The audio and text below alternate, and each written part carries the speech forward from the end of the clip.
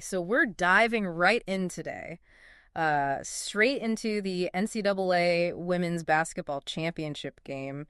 South Carolina, UConn. Huge matchup. Huge matchup. And we've got some really great material to dig into.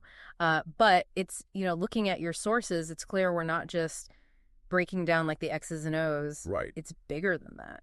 Yeah, it's really about the narratives, like how these individual players' stories kind of bump up against a team, trying to make history. Right, and what that says about how we even think about success in team sports, right? Absolutely. Like, what does that even mean? Totally. So that's our mission today, to really unpack that tension. Yeah. And we've got Dawn Staley, obviously a legendary coach in her own right, trying to build a dynasty. Right. And then you've got Paige Bueckers, incredible player, looking for that championship to kind of cement her legacy. Yeah. And then, of course, Gino Auriemma, you can't talk about UConn women's basketball without him. Oh, yeah, he's a legend. And the source material really does a good job of laying out that central conflict. You've got Bueckers' quest for that ring, and then South Carolina's drive to just dominate. Yeah. And Coach Staley really gets at that right away. She does. She talks about how she feels like her team's at a disadvantage almost because of all the media attention on Paige Bueckers and UConn trying to end their title drought.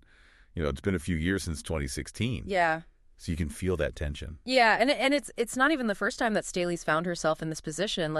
You look back at last year's Final Four with Caitlin Clark, it was all about Caitlin Clark, right? Yeah. It was all about her journey, her legacy, whether she needed a championship to kind of validate her greatness. And it's here we are again. It's so interesting, right? Yeah. Because last year, Staley's team goes undefeated, and they're incredible all season, but somehow they kind of end up in the shadow of Clark's story. Right.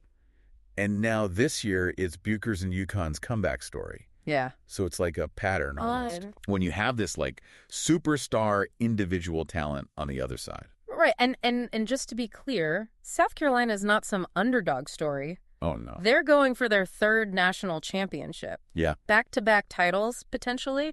I mean, that puts them in the company of the UConns, the Tennessees. Yeah. Right up there. The dynasties of the sport, and their record over the last 4 years, 144-6. It's insane. That's not just good. That's historically great. Yeah, and it's interesting because the material you shared points out that their record of the last 4 years is actually even better than the record of their so-called freshies class. Yeah. With Aaliyah Boston, who, had so much hype. Right.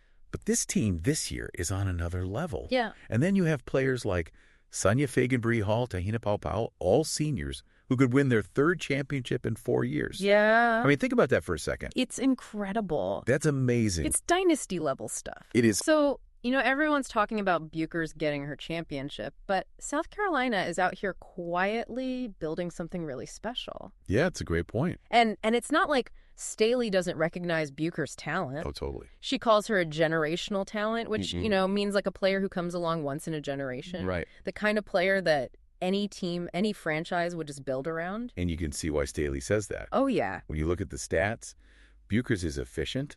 She's competitive. She understands the game. She really gets it. And the sources remind us that she came into college wanting to, Breanna Stewart, win 4 titles. 4 for 4. 4 for 4. Yeah. And the injuries obviously got in the way. Right. So this is kind of her last shot. It is. At that college championship, which makes it even more, dramatic. Dramatic, yeah.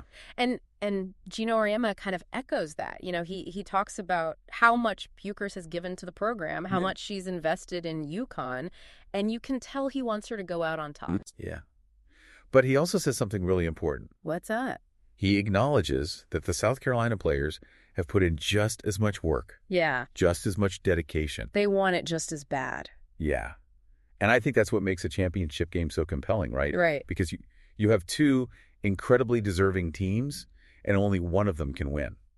It's heartbreaking. It is. But, even with all this focus on Bueckers, Staley keeps saying Bueckers' legacy is secure. Yeah, she does. Win or lose. She says she's legit. Legit. And she has been since she stepped onto the college court. Yeah. Her impact, her achievements, they're already there. She's a legend. Yeah. And this is where it gets interesting because it goes back to Caitlin Clark, right?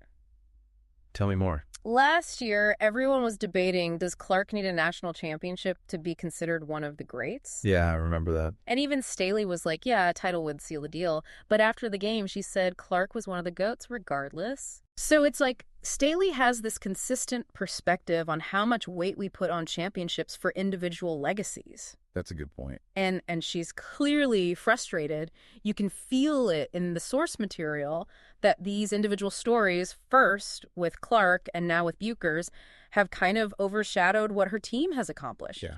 Like, she literally says these narratives have taken away from what her players have done over these last 4 years. Yeah, and you can understand her perspective, right? Oh, absolutely. It's like when the focus is always on the other team's star and their potential legacy moment, it's easy to forget about the other team's achievements. Yeah. You know, what they've had to overcome. It's like their story gets lost. Exactly. And she even talks about how this can impact things beyond just the media. Yeah. Like, she worries that these narratives can affect how the game is officiated. Right. It's like this subtle bias that creeps in, and it can affect how people see the game, how fair it is, even if it's subconscious, you know? And that really makes you think. Right, it does. About how we talk about team sports. Like, how much do individual stories drive our interest? Right. And when does it become a problem? Yeah, when does it start to overshadow the team? The history that they're making. Totally. So let's talk about this UConn-South Carolina rivalry, because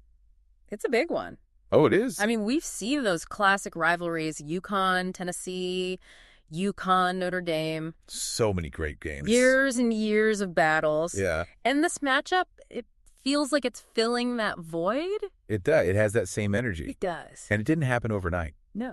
I mean, Oriema says he started scheduling games against Staley back in 2008. Oh! Because he respected her as a coach. So early on? Early on, yeah. But those early games were pretty one-sided. Yeah, UConn was dominant back then. Oh, yeah. They're the dynasty. But things have changed. They have. I mean, South Carolina got their first win against UConn in 2020. I remember that game. And since then, they've won 5 out of 7. 5 out of 7. Against UConn. Yeah, it's a real rivalry now. It's not just about the wins and losses either. Right. It's about these two different styles. Two different philosophies. Two different approaches to the game. Yeah, and they're both successful. Right. Which makes it even more interesting. Right, and let's not forget, it was South Carolina that gave Gino Auriemma his only loss in a national championship game. Oh, yeah, that's right. That's huge. Huge for both programs. Changes the whole narrative. It does. It adds this whole other layer to this rivalry. Absolutely. And Auriemma has even said that he hopes this rivalry continues.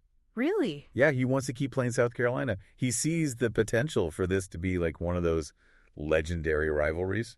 That's amazing. It is. So it's all coming together. You know, we've got Paige Bueckers, this amazing talent on a quest for a championship. Right. And then you've got Don Staley in South Carolina trying to build a dynasty. Yeah. And they feel like their story isn't being told. And rightfully so. Right. They're achieving incredible things. And Staley is worried that this narrative, this focus on Bueckers, could actually have real consequences. Yeah, it's not just about feelings. No. She thinks it could impact how her team is perceived, how the game is called. And all she wants is for her players, their hard work, their success to be recognized. Yeah. Just like Bueckers' journey is being recognized. It's about balance. Yeah. It's about giving both sides their due. And that really gets to the heart of it, right? It does. It's like, how do we talk about these team sports? Right. How do we celebrate individual brilliance without losing sight of the team? It's a tough question. It is. And it's not just in sports either. No, you're right. It's in all kinds of fields. Like, how much do we focus on the hero narrative? Yeah. And do we miss the collective effort? The team. The people behind the scenes. The unsung heroes. It's something to think about. It is. So as you watch this game. Or any game. Or just like think about any situation. In life. Yeah, in life. Think about how often you focus on the individual story. Yeah. And maybe take a step back and see who else is there. See the team. See the team. The collective effort. The collective effort. It's always there. It is. It's a good reminder. It is. Thanks for diving deep with us today. Absolutely. This was a good one. It was. We'll catch you on the next deep dive. Sounds good. All right. See ya.